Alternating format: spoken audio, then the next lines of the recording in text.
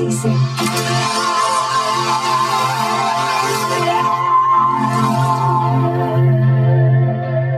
Ito anak, maganda na lilinisin mo. Ito nang mag-ahon sa atin sa kahirapan. Sige na, palitan na lang kita. Trabaho mo na lang yung gagawin ko.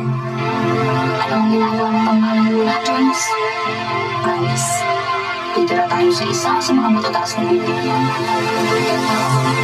Ate Lucia, Ate Lucia, bakit sabi mo malungkot dito? Alam mo ba ito, Daddy? Morgan.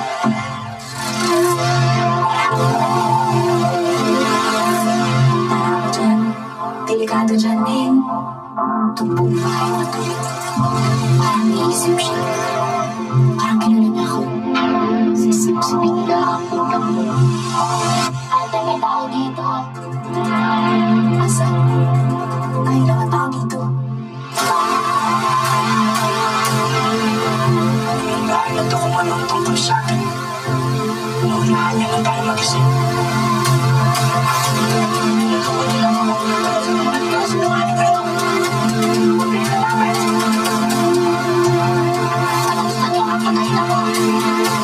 Kinakain nila ang pagsisisi mo. Ang kasalanan mo ang pamilya.